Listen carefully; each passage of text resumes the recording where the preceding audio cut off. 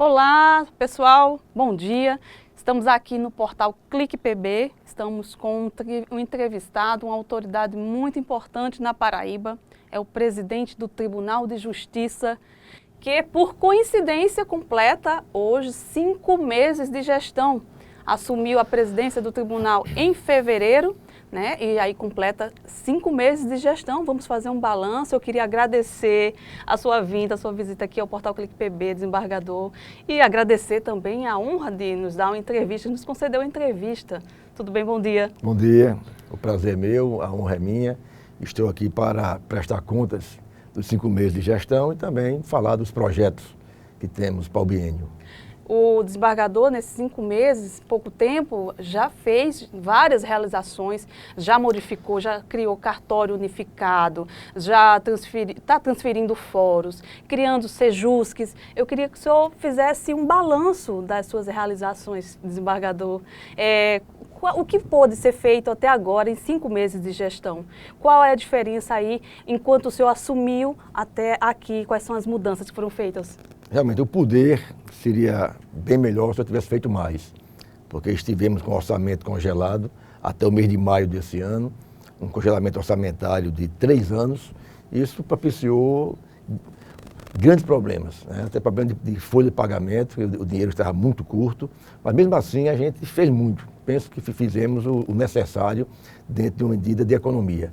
A primeira medida foi economizar, enxugar o sistema, enxugamos a garagem do tribunal, criamos uma garagem unificada dentro dos fóruns regionais para que se otimizasse o fluxo de veículos e até sobrou veículos e mandamos para o interior para servir os juízes e servidores lá do Alto Sertão da Paraíba.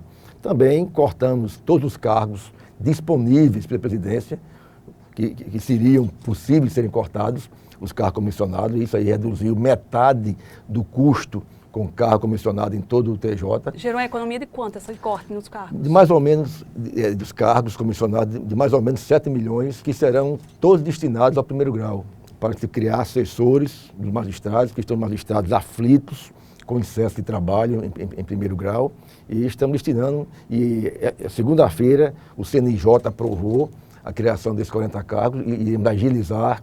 Iremos dar também um aumento. Quantos cargos, presidente? 40 cargos de assessores. 40 cargos de assessor. Metade serão pessoas do quadro, servidores do quadro, e metade pessoas de fora. Quando vão ser preenchidos esses cargos? Este ano. Já este ano? Se possível, já nos próximos 30 dias iremos agilizar, que depende de lei, né? Quando vier o CNJ, iremos enviar para a Assembleia com urgência para que a gente, nos próximos 30 dias, esse ano ainda iremos nomear todos os assessores e pensamos até criar mais cargos de assessores, porque o destinatário final da minha gestão deve ser sempre o primeiro grau. Sempre aquele magistrado do interior que está com excesso de trabalho, ou aquele magistrado de João Pessoa também, que tem um volume de trabalho que ele não dá conta.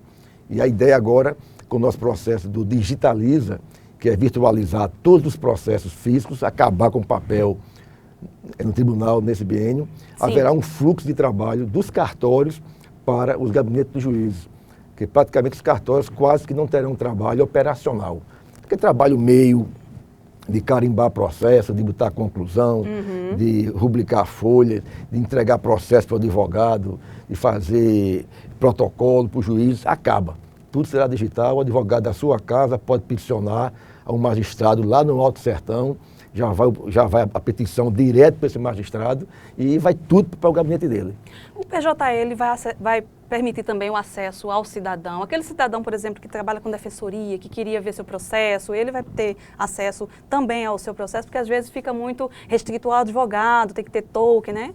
Sim, mas até tivemos cursos para defensores públicos, estão todos integrados ao sistema PJE, que até migramos o mês passado para o PJE 2.0, que é uma plataforma moderna de interação, que é bem superior ao anterior, deu muito trabalho, né? E ao fazer isso, a gente consegue interagir não só com advogados, mas também com os defensores públicos. A meta realmente é servir melhor a todos. Inclusive, esse PJE 2.0 nós já implementamos, estamos já em fase bem avançada para que todos os processos de execução criminal sejam digitalizados, que é o chamado CEU. Tem uma previsão de quando é que vai chegar aos 100%? Este ano a gente pretende todo o processo, e o bom disso é que é um sistema integrado com o CNJ, que vem de lá a plataforma, em que o juiz já sabe que no dia tal, o apenado tal tem direito a, digamos, a um SUSI, a um livramento condicional. E automaticamente o sistema manda que o juiz já julga aquele processo. Então vai otimizar, vai evitar aquela demora nesse processo, como também, e principalmente, nos processos cíveis. Sim.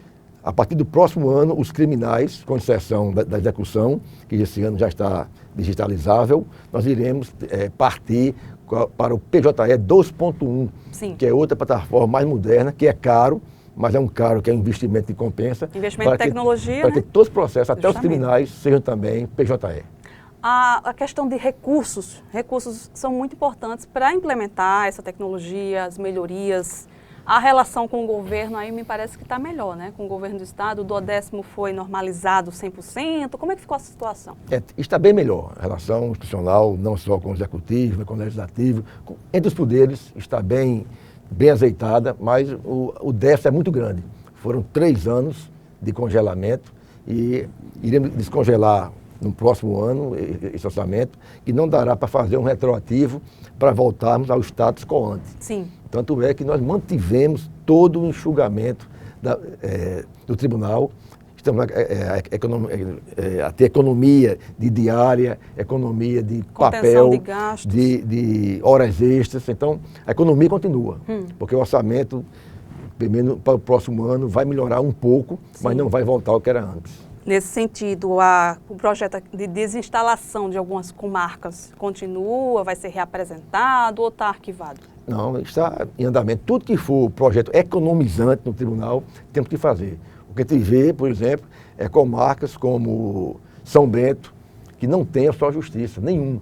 E comarcas vizinhas que têm 9, 10 oficiais. Então temos que fazer, primeiro, um refluxo voluntário de servidores, e se não houver esse refluxo, não houver esse equilíbrio, nós temos que fazer remoções compulsórias de servidores de uma comarca vizinha para outra, comarca perto, de 20 quilômetros, 30, para que o jurisdicionado receba o que merece, porque não se concebe uma comarca como Remígio só ter 2 para a justiça e Areia ter 8, 9, quando o fluxo de processo é similar. Então temos que fazer essa adequação entre comarcas perto uma da outra para que haja um número de equilíbrio entre servidores. E também há casos de varas que são desnecessárias dentro de um fluxo de produtividade. Sim. Temos juizados pelo Sertão e aqui pelo Brejo, e aí também Campina com, digamos, 400 processos por ano. Sim, quais são as varas em Campina? Por exemplo, Campina tem um juizado especial lá, que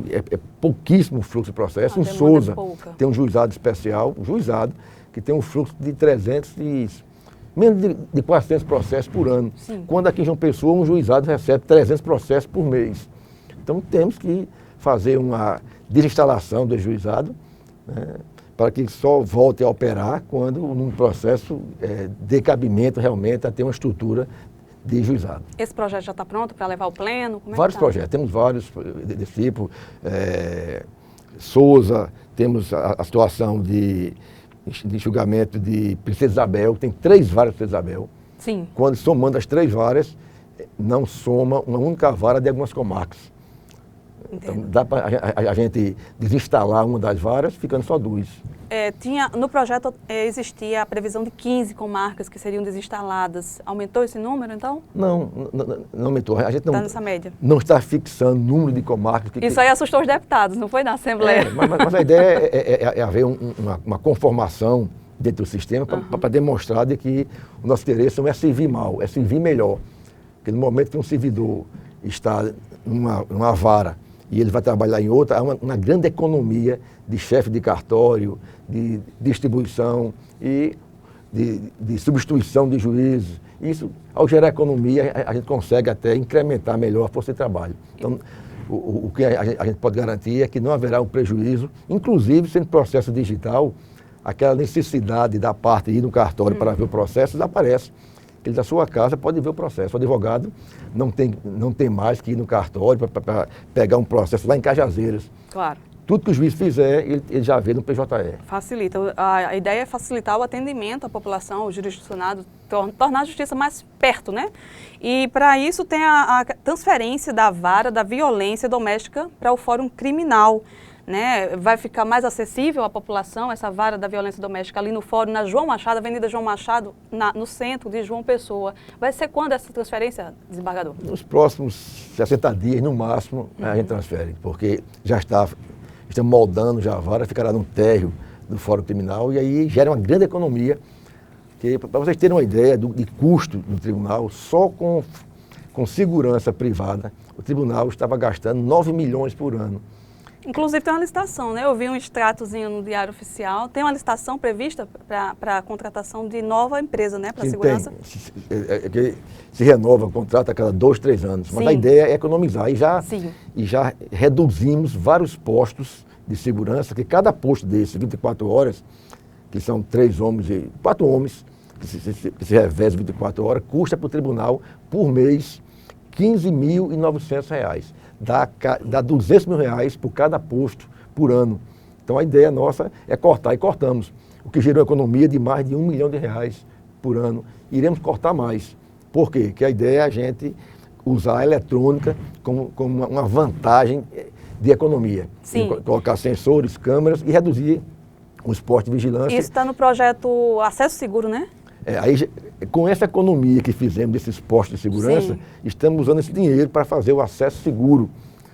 Como é? Em que consiste? Eu queria que você explicasse para os internautas, para o pessoal, o que é esse acesso seguro? O seguro é um projeto nosso, em sintonia com o CNJ, para que os fóruns tenham um mínimo de segurança para os servidores, magistrados, advogados e as partes que frequentam o fórum. Porque vocês sabem que um fórum é um ambiente de extrema tensão, em que a parte de litigantes, há pessoas interditandas, a questão de família, em que os ânimos são altíssimos, acirrados, e isso tem que haver uma segurança, não pode ter gente armada dentro do fórum, fora as pessoas que são necessárias. E a ideia do acesso seguro, que iremos já implementar com esse dinheiro da economia em 29 fóruns na Paraíba, que são as varas mais, digamos, mais sujeitas a esse problema, são as varas de fronteira, nas divisas estaduais, que é a gente, o acesso, passar por detetor de metal, identificação, filmagem, cadastro, como existe em algumas instituições privadas que a gente já tem e ninguém reclama. Sim. Para se entrar hoje na Unimed, a gente sabe como é o sistema. Então, é algo parecido. Nem policiais podem entrar armados também, se não tiverem na sua função, no exercício da função.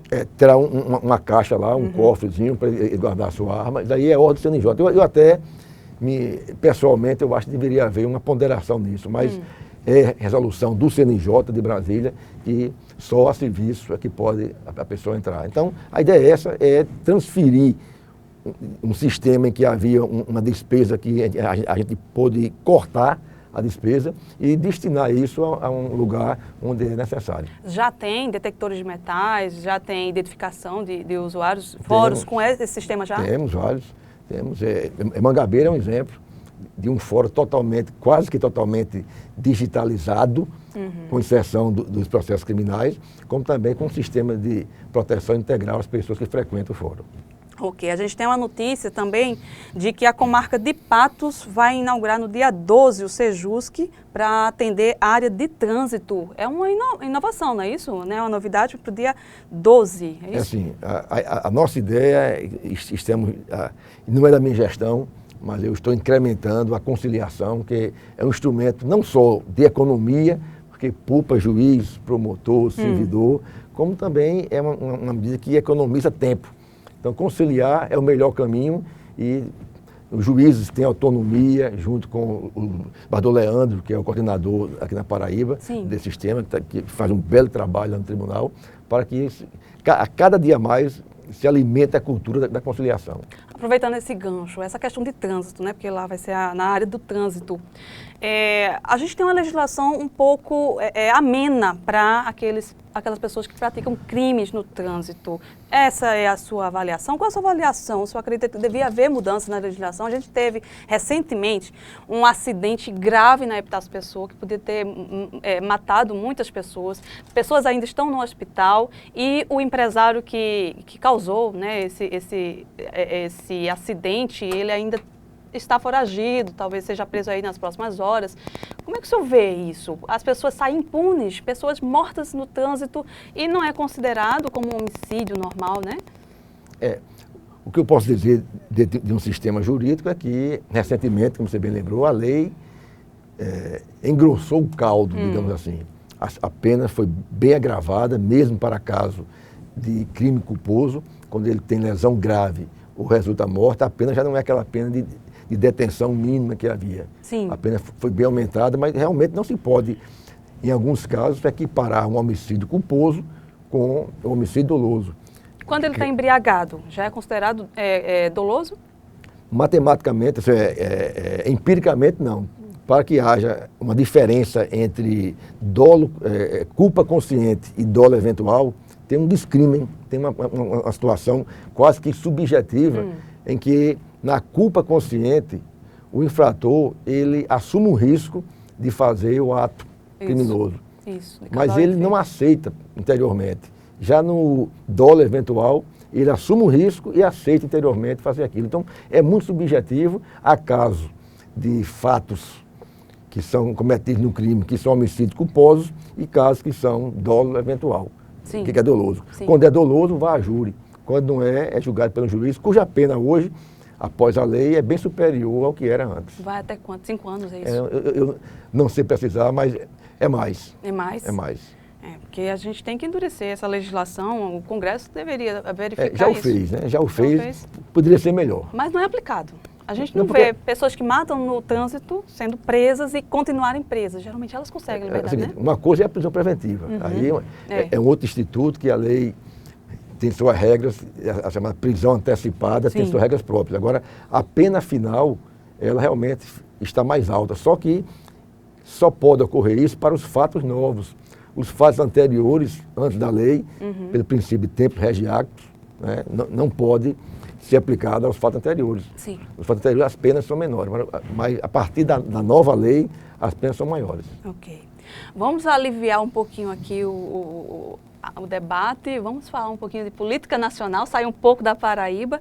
A gente tem aí, no Senado, né, aprovou aquele projeto que trata da corrupção, de combater a corrupção, mas nele tem a questão do abuso de autoridade. Eu queria saber a sua opinião sobre esse aspecto, né, desse projeto que trata do abuso de autoridade, de juízes e também de membros do Ministério Público. O senhor é contra esse projeto? Primeiramente, temos que respeitar a autonomia dos senadores e deputados, são respeitáveis cidadãos que foram eleitos, mas o que eu posso registrar é que é uma preocupação imensa dos magistrados e dos promotores do Brasil, que foram parceiros dentro de um projeto de lei popular, né, que chegou no Congresso, que eram as 10 medidas de combate à criminalidade, em que, de repente, nesse pacote... Foi distorcido. Bem distorcido, ao ponto de que aquele que deveria ter um instrumento maior para aplicar a lei dentro de um sistema republicano, ele está sujeito agora a ser réu de processo, a depender, às vezes, de uma visão muito subjetiva da lei. O texto que está aí fala que se o juiz julgar contra a lei por capricho, o que é capricho? Então fica a critério... Fica muito subjetivo. Mesmo que o juiz, ao final, seja absolvido, denunciado e absolvido, mas ele fica sujeito a ser réu e isso pode intimidar. Porque um juiz vive muito, e principalmente a sua honra, vive o seu dever de ser respeitado pela sociedade. Então, se um juiz é tido como uma pessoa que foi denunciada criminalmente, isso pode inibir um juiz, um promotor, a cumprir seu mistério. Então, as associações de juízes promotores se preocupam muito com isso, né, para que realmente haja uma sintonia entre o que é abuso de autoridade e aquilo que é dever do magistrado. Porque muitas das vezes há um liame muito muito pessoal, muito subjetivo do que é o juiz descumprir uma lei. Há casos em que o magistrado descumpre uma lei porque ele quis descumprir para cumprir a Constituição Federal. Sim. Muita interpretação de uma lei, hoje, que diz que a lei é textual em fazer alguma coisa, o juiz não faz porque viola um princípio constitucional. Exato. Então, a depender de uma interpretação, se ele violou propositalmente uma lei para fazer capricho seu, aí esse capricho seu é muito subjetivo, pode um juiz ser denunciado. É essa a preocupação dos magistrados brasileiros. O senhor acredita que há juízes que cometem excessos? Sim, claro. E temos juízes aqui que foram punidos, aqui na Paraíba, por abuso de autoridade. Inclusive, alguns ainda subjúdice no CNJ. O senhor comentaria aí o caso do juiz Sérgio Moro? Houve vazamentos, né? Hackers teriam invadido aí os celulares de procuradores e do ministro Sérgio Moro. E veio à tona essa questão da Lava Jato, né, dele ter tido contatos com procuradores, com membros da Lava Jato. Esse contato existe entre partes, entre o juiz e membros do Ministério Público? Depende do tipo de contato, né? O juiz é um ser humano, promotores, advogados são amigos dos juízes. Eu sou amigo de muitos advogados, de vários promotores, converso normalmente. Sobre o processo, inclusive, o Estatuto da OAB determina que o juiz deve receber o advogado para falar de processo. Sim. O advogado vai falar com o juiz, não é sobre cafezinho, não é para conversar sobre futebol. Claro. Pede uma audiência, né? Pede uma reunião. É para conversar sobre o processo, para dar sua opinião. E é comum que os juízes conversem com advogados. Agora, sobre esse caso concreto da Lava Jato, eu não vou dizer a minha opinião pessoal, porque o caso está sob júdice. Sim. Está sob uma hierarquia do TRF, do STJ, do Supremo, e o juiz é proibido de tecer comentários diretos sobre um fato concreto em julgamento. E sobre o vazamento dessas informações, que tipo de crime essas pessoas podem ter cometido, né? Repito, o caso está sob júdice, mas vazamento de informação privada é crime, sim. Né? Inclusive, em alguns casos em que há um vazamento de informações privilegiadas de um processo criminal, pode ser obstrução da justiça. Não é? Mas aí está a critério dos juízes responsáveis pelo caso concreto. Ok. Tudo o que aconteceu, né, essas conversas, elas podem ter comprometido a Lava Jato, a operação como um todo, porque essa operação vem sendo uma bandeira anticorrupção no país, né? E tem sido questionada por alguns setores. Quando é boa a jornalista, né, Aline? Insiste na pergunta 3 vezes, né? Já falei 2 vezes que o caso concreto não pode ser dito para o Estado, porque eu que posso até ser réu num processo desse. A depender da aprovação desse processo de autoridade, se o juiz for tecer comentário sobre o processo, claro, ele pode ser processado criminalmente. Então, até para cumprir a LOMAN, que a nossa lei proíbe, eu digo que o caso concreto eu não posso falar, infelizmente. Tá ok, tá certo. Então desisto. Então vamos para a arrecadação, já que tem aquela questão do problema do Tribunal de Justiça com recursos públicos, inclusive tem a sede, né, do tribunal para fazer a reforma, já vai começar a reforma, a Suplan do governo do estado já deu alguma sinalização de quando começa o trabalho lá naquela sede, o tribunal tá fechado, né, inclusive, aquela na Praça João Pessoa, né, chamada Praça dos Três Poderes, no centro de João Pessoa. Fechado, lamentavelmente fechado, a sede central do nosso tribunal, porque não tem dinheiro para reformar. A crise financeira é tão grande que o tribunal teve que fechar a sua sede central e os gabinetes dos embargadores, as salas de reuniões foram todos transferidos para um anexo. Exato, atrás, né? E alugamos um outro prédio para fazer isso. Mas está em andamento, está em fase de licitação de projetos, porque é realmente lento, é um prédio histórico e o rito da engrenagem pública é realmente devagar. Eu semanalmente estou atuando nisso, mas mesmo assim, para cada setor tem um prazo de 30 dias, mais 30 dias, mas creio que até o final da minha gestão a gente se mude para o nosso prédio de origem. Deus queira, porque além da questão administrativa, que tem que fazer a licitação, ainda tem a questão de ser tombado, né? É um prédio histórico que não pode fazer de todo jeito, tem que ter autorização de IFAM, FAEP. Estamos gastando muito, aumentou a despesa com aluguel, com deslocamento de servidor, porque eles estão agora no João 23, um prédio alugado, que está muito ruim o lado operacional de contato entre os órgãos administrativos do tribunal. Exatamente. Funcionar esfacelado, né, distribuído em vários locais, fica meio difícil. Com essa questão a arrecadação do tribunal, né, como é que o tribunal está fazendo para tentar arrecadar mais? Tem a questão da justiça gratuita, que parece que está sendo... os juízes estão engrossando mais as exigências da justiça gratuita. Antigamente se dava justiça gratuita a quem não tinha dificuldade financeira. Hoje me parece que está mais rígido, né, o processo? Bem, não é nem um juiz, é que o novo CPC, que não é tão novo, né, 2015, 2016, ele situou, e para mim com justiça, de que quando a parte não puder cumprir integralmente o pagamento de umas custas, o juiz possa não só parcelar esse valor, mas reduzir o quanto. Se a parte deveria pagar R$1.000 de custas e não pode pagar, nada impede que o juiz mande que ele pague só R$100 ou R$50. Né? Então, o que houve é que a isenção pode ser total ou parcial. No caso, quem é que pode solicitar a justiça gratuita? É previsto na Lei 1060 de 1950 e no Código de Processo Civil, no CPC. Ele tem que comprovar que realmente não tem condições, que isso comprometeria seu salário. Quais são os critérios que são usados para que conceda-se a justiça gratuita? Isso. A Constituição é bem clara, de que são beneficiários da gratuita aqueles que comprovadamente provem que não pode pagar as custas. Então, o juiz abre um pequeno contraditório, em alguns casos em que ele suspeita que a parte pode pagar, a parte junta os documentos necessários e ele julga com recurso, inclusive, para o tribunal. Não há um julgamento sumário, absoluto do juiz, não. Sim. Se o juiz errar, o tribunal pode corrigir. Esses recursos estão aumentando ao longo dos anos? Não. Do ano passado para cá, nós temos um BI, que é um Business Intelligence, que é um sistema, é um aplicativo que nós criamos esse ano e estamos comparando mês a mês a arrecadação do tribunal e, infelizmente, não aumentou. Está o mesmo valor do ano passado para cá. O que houve realmente é isso. Sim. Juízes que, às vezes, obrigavam a parte a pagar integralmente e ele está reduzindo. Então, está compensando o número de situações em que o juiz mandava pagar integral com aqueles que o juiz dava isenção total. Então, na matemática se não mantém aumentou. a média. E outra questão que pode vir a arrecadação são os cartórios, né, extrajudiciais.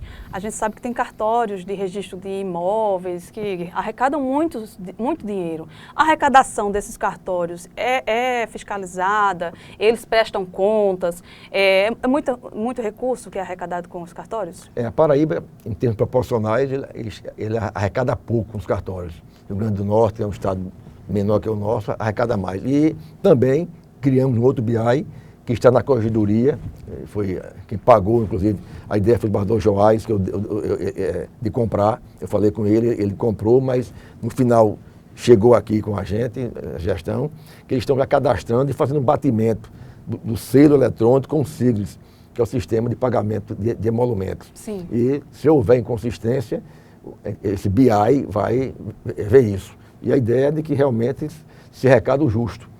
Os cartórios hoje na Paraíba, alguns arrecadam muito pouco, mas alguns cartórios de registro de imóveis têm alta arrecadação. E eles têm que contribuir com a sua parte e iremos verificar caso a caso e se houver algum abuso, iremos tomar as medidas cabíveis. Parece que eles têm que seguir o teto constitucional. Na verdade, eles têm que receber até o que o ministro do Supremo recebe, é isso? Esses aí são os cartórios vagos, os chamados interinos, em que o titular faleceu e está em fase de concurso ainda com nomeação de um interino, que é um substituto do cartório. Esse deve receber até o teto de ministro. Os cartórios são uma boa fonte de arrecadação, né, de recursos. Então, quando começa essa fiscalização, de fato, de quanto é que esses cartórios estão arrecadando para repassar para o tribunal? Nós já temos, desde o mês de março, digamos, em horário virtual, em hora real, cada arrecadação por minuto, por dia, de cada cartório. E agora é fazer o batimento do sistema, que ele está a cargo do nosso corregedor-geral, Bardol Romero Marcelo, que está fazendo um belo trabalho na corregedoria, está vendo caso a caso e estamos a aguardar as medidas que ele irá tomar. Existem indícios de que haja sonegação de receitas?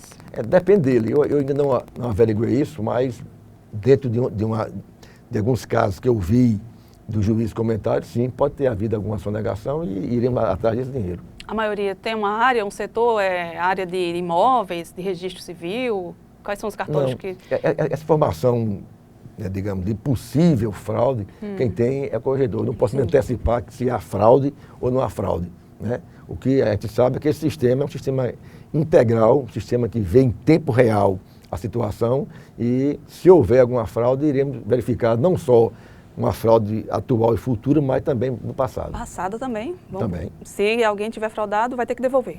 Com certeza.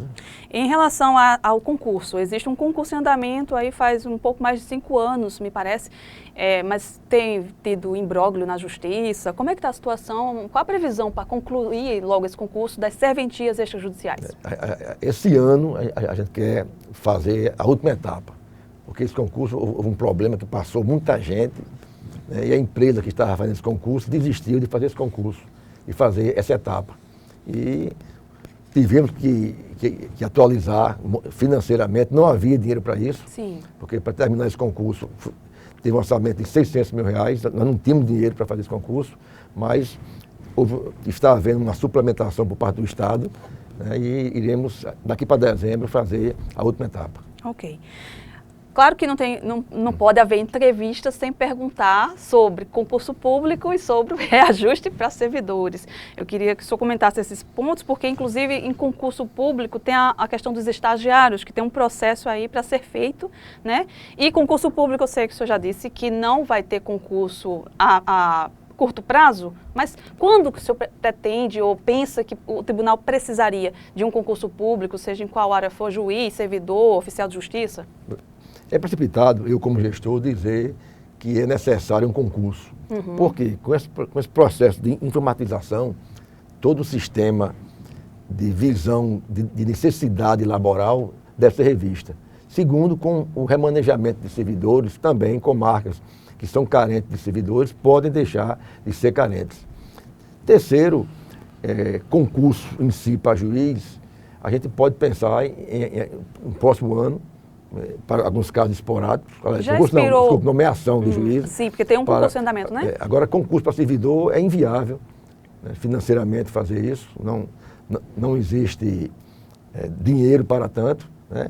E a ideia de colocar estagiário não é para suprir a falta do servidor. O estagiário ajuda como um todo o sistema, que há uma oxigenação de comunicação com a juventude. Então, é meta nossa realmente fazer esse estágio, que é muito barato para o tribunal, muito barato, né? Um servidor, em média, para o tribunal, custa R$10 mil por mês. Eu falo em custo, né? Que é, inclusive, colocando patronal, R$10, R$11 mil por mês. Sim. Um estagiário vai custar R$600. Então, você já não concorre com o servidor em termos de trabalho. A ideia não é essa. A ideia é otimizar os trabalhos, né? Se houver algum concurso, que eu acho difícil para o próximo ano, seria um concurso para técnico em informática. Eu quero investir o que eu posso em informática. Informática é realmente um investimento macro, porque ela é economizante e dá também a celeridade processual necessária. Mas para técnico judiciário, analista, não há concurso. Então já está aí o recado. Para os técnicos em informática, quem não for, procure fazer um curso, porque no futuro o concurso que pode ter é esse, né, presidente? Técnico e analista, inclusive eu penso em transformar vários cargos dentro do tribunal em técnico e analista para, ou na minha gestão, ou na futura, aumentar. Porque pelo CNJ eram para ter 3 vezes mais técnicos em informática no tribunal do que temos hoje. Teve um concurso em 2012, se não me engano, foi? Para analista e técnico em informática, área de TI. Está mais informado que eu, jornalista. Porque em 2008 foi o concurso para servidores. Aí eu lembro que depois, em 2012 por aí, foi o concurso para a área de tecnologia. Quer ir para o tribunal, quer? Não. Quero, bora aproveitar aqui o gancho. Sabe mais do que eu. Bom, reposição salarial dos servidores, não tem previsão também, então? Para o próximo ano, considerando que houve um pequeno aumento no nosso duodécimo, estamos negociando com o sindicato para que a database seja refeita. Dar algum reajuste para o servidor é sempre complicado, obviamente, pelo lado financeiro. Qual é o tribunal que não quer ajudar o servidor, se houver dinheiro? Sim, eles reclamam muito da database que não foi dada, me parece, 2 anos seguidos. Um ano de Joás e agora esse ano, segundo ano. Dentro de um sistema de pagamento, cada 1% de aumento do servidor tem que o tribunal ter, no mínimo, R$4 milhões. 4 milhões e 600 mil por aí, reais por cada 1%. Sim. Então, se a gente pensar aí em 5%, digamos, de database, teria que ter 24 milhões de reais. O problema é o dinheiro, só isso. O problema é o dinheiro e é muito importante esse problema. Eu queria que o senhor anunciasse para a gente alguma meta aí, algum projeto que a gente ainda não sabe, que ninguém sabe, com exclusividade para o Clique PB. Algum projeto é trabalhar mais ainda, viu? O nosso trabalho é incansável. Estamos sempre ouvindo o juiz, o servidor. Eu estou indo em todo o sertão, em todas as comarcas para ouvir. E a cada dia a gente pega uma boa notícia, que é uma dica laboral, uma dica de gestão, que a gente coloca no BI que nós temos lá. Nós temos, não é um BI, temos um aplicativo que é o Redmine, que é de projetos do tribunal. E temos muitos projetos do tribunal, muitos. Todos geram economia e mais produtividade. Certo. Ô, presidente, me surgiu agora uma pergunta. Muitos magistrados da área penal, inclusive, eles estão liberando muitos detentos, né, do aberto, do semiaberto, dos regimes aberto e semiaberto, com tornozeleiras, né, tornozeleira eletrônica. A gente já teve casos de pessoas que praticaram crimes ou foram assassinadas, que usam tornozeleiras eletrônicas. O senhor acredita que isso aí é uma tendência, libertar esses presos? É por conta da superlotação no sistema penitenciário? Como o senhor analisa essa situação? É uma tendência, sim, de ter um sistema não só de superlotação, mas até de praticidade. A tecnologia trouxe alguns dados reais em que, pelo sistema antigo, um apenado no semiaberto, o juiz concedia o direito dele trabalhar de dia e à noite se recolher. Sim. Então, ele poderia não ir trabalhar e cometer delitos e dormir no presídio.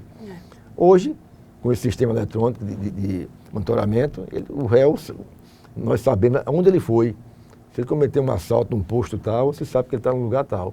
Né? E à noite, você sabe que ele está em casa. Sim. Então, o custo-benefício disso é melhor ter uma situação de controle eletrônico do que um apenado que sai às 6 da manhã e volta à noite, porque aí ele pode cometer delitos mais livremente. Esse monitoramento é feito pela Secretaria de Administração Penitenciária? Sim. Existe pessoal para ficar monitorando 24 horas esses apenados? Isso. Então é mais seguro para a sociedade? É mais seguro, é mais barato, porque uma estrutura para receber preso no presídio requer todo um sistema de ambiente para ele dormir no presídio, e isso haverá, digamos, uma destinação desse lugar para presos em regime fechado. Certo. E a última pergunta, para a gente encerrar o Portal Clique PB, né, que daqui a pouco vai estar com os internautas para comentarem, para avaliarem, analisar a entrevista, né, da gente. Eu queria falar sobre a sua relação com as redes sociais. O senhor é um magistrado que é muito atuante nas redes sociais, vários se portam muito bem nas redes sociais, mas existem outros que são distantes, se distanciam das redes sociais, não gostam de comentar, né, não gostam de interferir. Como é que o senhor diferencia, né, distancia o homem público, né, a autoridade, presidente do tribunal, e o cidadão, desembargador Márcio Murilo? É difícil, e assim, a gente vive num sistema em que se recomenda que o magistrado tenha precaução, né, na sua exposição, até por uma questão de ameaça. Né?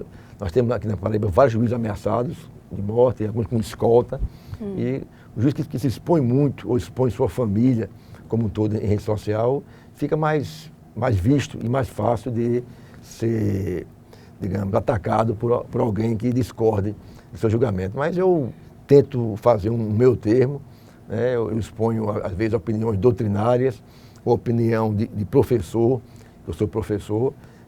Qual é a faculdade que o senhor leciona? Eu sou professor da ESMA, a Escola da Magistratura, estou licenciado de lá, eu ensinava processo civil, muitos anos eu ensino processo civil, mas a ideia é de que a gente faça um judiciário comunicante com a sociedade. Sim. Nós somos seres humanos que erramos, somos sujeitos a críticas e é bom saber que a mídia está criticando algumas atitudes de magistrados, que nós somos.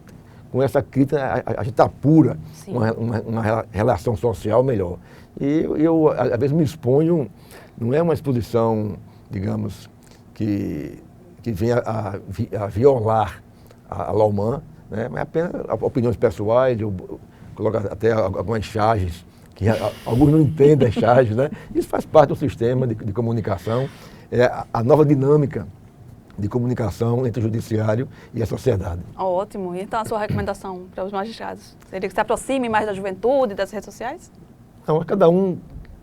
O nosso magistrado ele é bem treinado, é concursado, cada um tem sua opinião, tem uns que são muito reservados, outros se expõem muito. Então, o bom é o meu termo, né? Se eu fosse opinar, o meu termo, para que a sociedade veja o juiz como um ser humano sujeito a algumas fraquezas, a dificuldades, que a sociedade não entende o trabalho do juiz, não entende a carga de estresse do magistrado.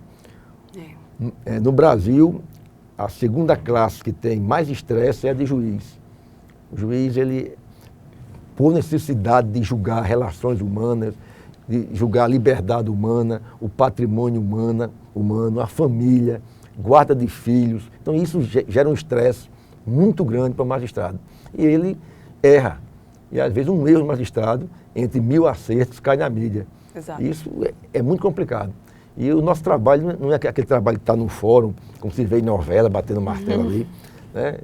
Eu me lembro que teve uma novela muito antiga aí, que o juiz sentava num birô muito bonito, uma juíza, aliás, um birô do tamanho do mundo ali, chegava a parte, ele está solto, 20 anos de cadeia, isso não existe, o juiz dá uma sentença, às vezes, de 100 laudas. Exato.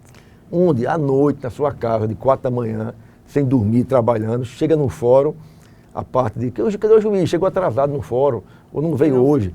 Mas não sabe que estava trabalhando já. Hoje o juiz trabalha por ano, dá mais de 1000 sentenças por ano. Sabe o que é dar mais de 1000 sentenças por ano? Em colocar em dia úteis, sem férias, ele tem que julgar no mínimo 3 processos por dia. Por dia. E fazer as audiências. Como é que o juiz vai dar conta de uma demanda, hoje na Paraíba, de mais de 200 mil processos distribuídos por ano? Exato. Então isso gera um estresse. Aquele meu processo está parado, véio. O juiz não despachou. Ele não despachou o seu processo porque tem a outros para despachar. Então temos que propiciar melhor condição para o magistrado e para o servidor para a gente produzir mais. Além da carga de cada decisão, né? Porque cada processo tem no mínimo 2 partes, uma delas vai ficar insatisfeita, a outra muda vidas, né? A decisão do juiz. É muito difícil haver uma unanimidade, né? Quando o juiz está julgando um processo criminal, ele sempre está desapontando alguém. No civil, ainda mais. E às vezes não é uma parte só, às vezes são 4, 5 partes. No ambiente brasileiro, em que nós temos aí 90 milhões de processos em andamento, né? A gente vê como pode o juiz gerar insatisfação para a sociedade. E como a gente não pode deixar perguntas, quantos são os juízes que são ameaçados na Paraíba? Que sofrem ameaças de morte? Ameaçados, temos vários. Né? Tem. Mensalmente a gente reúne, tem uma comissão que eu também vou às vezes. Sobre escolta, temos 3 juízes sobre escolta policial.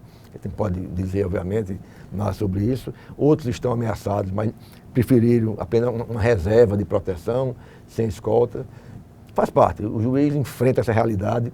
Nós lidamos hoje cada vez mais com as ORCRIMs, né, que são organizadas, que são capazes realmente de cometer um ato violento contra o magistrado. Há fora situações, às vezes, que parece fácil de resolver, mas questão de família, por exemplo, né, de violência doméstica, pessoas de índole violenta, o juiz tem que enfrentar isso, o juiz e o promotor, mas faz parte. Nós estamos aqui para cumprir o nosso dever. O desembargador, eu vou agradecer novamente o senhor ter vindo aqui ao portal Clique PB, dar essa entrevista maravilhosa para a gente e o senhor à vontade para se despedir dos internautas e dar seu recado final. Primeiro, o parabéns para a Aline, viu? Está informação mais do que eu. Acho que ela andou sondando o tribunal há algumas semanas e no mais... Eu acompanho. Continua o trabalho, continua a nossa visão de servir melhor, dentro de um orçamento muito curto e temos 2 anos pela frente para tentar fazer alguma coisa. Não vou prometer nada, porque sem dinheiro fica difícil a gente prometer algo mais profundo. Mas iremos fazer uma gestão dentro da moralidade, do sistema economizante e com uma ideia digital de julgar processos. O senhor vai conseguir. Sucesso. Muito obrigado, Helena. Obrigada, gente. Até a próxima entrevista.